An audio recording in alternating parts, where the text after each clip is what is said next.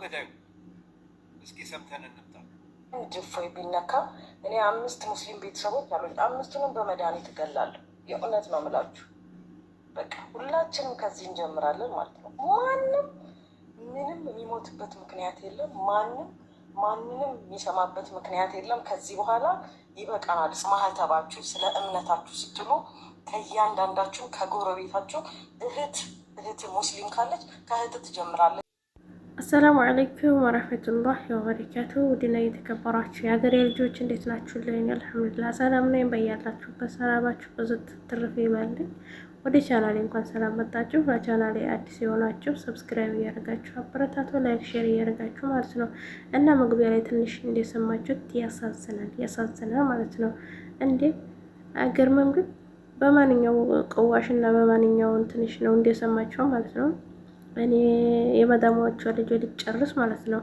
እፎይ የሚባለው ሰውዬ ለምን በህግ ይያዝ ተባለ? ለምን እንደፈለገ ሙስሊሞችን አልተሳደበም? መብቱ ነው። ስለዚህ እፎይ አንድ ነገር ከሆነ እኔ ካለሁበት ቤት ያሉትን የአሰሪዎቿ ልጅ ወይም ሆነ አሰሪዎቿ 5 ቤተሰብ አለ አለች። እንግዲህ እነሱን እጨርሳቸዋለሁ፣ ሌሎቹም በዚሁ መልኩ ጀምሩን ጀምር እያለች ነው። ጀግኒት ማለት ነው። አንቺ ጎበዝ ጀግና ነሽ። እንኳን መግደል አይደለም እስኪ ዝንባቸውን እሽ በይ ታገኛለሽ ዋጋሽን ማለት ነው። ያውም ያረቦቹ ልጅ እንደ ኢትዮጵያ መሰብሽ ዝም ብሎ ፍትህ የጎደለው መሰለሽ? ምግብሽን ታገኛለሽ፣ ታገኛለሽ። ለፎይ ለጅላንፎ ብለሽ ማለት ነው፣ ለተሳዲያቢ ብለሽ ዋጋሽን ታገኛለሽ። ሙሉ ህይወትሽን ማለት ነው። ሞክሪ ጀግና ከሆንሽ። ወሬኛ ታዋሪያለሽ ዝም ብለሽ። እስኪ ፋታ ናግሪ እና እስከ መጨረሻው ድረስ ያለውን ቪዲዮ ሰምታችሁ ደግሞ የኔን ሀሳብ ጨምርላችኋለሁ። እናንተም ሀሳብ አስተያየታችሁን እስኪ በኮሜንት ጻፉ ማለት ነው። እኔ 5 ሙስሊም ቤተሰቦች አሉኝ። 5ቱንም በመድኃኒት እገላለሁ። የእውነት ነው የምላችሁ። በቃ ሁላችንም ከዚህ እንጀምራለን ማለት ነው። ማንም ምንም የሚሞትበት ምክንያት የለም።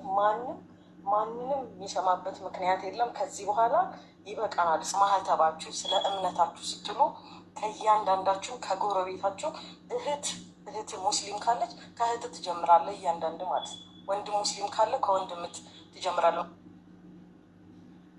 ሰማችኋት አይደል? ላይፍ ላይ ቁጭ ብለው እንገላለን እንፈልጣለን የሚሉት እነሱ ናቸው። እኛ ጥያቄያችን አንድ ጥያቄ ነው። ልክ እናንተ የጠየቃችሁት አይነት ጥያቄ። ከዚህ በፊት ልጅ ያሬድ እንደዛ ወጥቶ ሲባልግ ሲሳደብ ሲናገር ሁሉም እየወጣ ልጅ ያሬድ ለፍርድ ይቅረብና ይጠይቅ ተባለ። እኛ ወጥተን ከእናንተ ጎን ቁመን ይሄ ግለሰብ አጥፍቷል እንዲህ ማለት የለበትም ብለን ከጎናችሁ ቁመን ወደ ፍርድ ይቅረብ ብለን ድምፅ ስንሆን ነበር።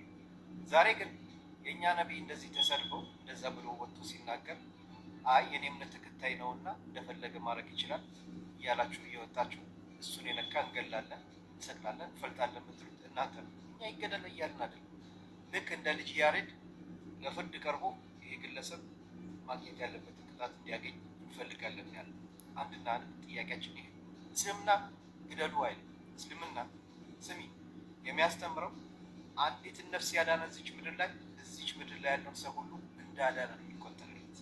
አንዲትን ነፍስ ደግሞ ያጠፋ እዚች ምድር ላይ ያለን ህዝብ ሁሉ እንዳጠፋ ነው የሚቆጠርለት። ገባሽ? እስልምና ግደሉ አይልም።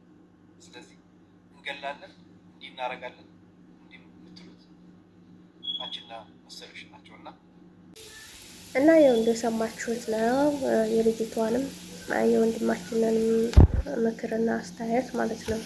እና ወንጀለኛ ሰው ምንጊዜም ቢሆን ለህግ መቅረብ ግድ ነው፣ መቼም ይሁን መቼም ማለት ነው። እናንተ ግን ታሳዝናላችሁ።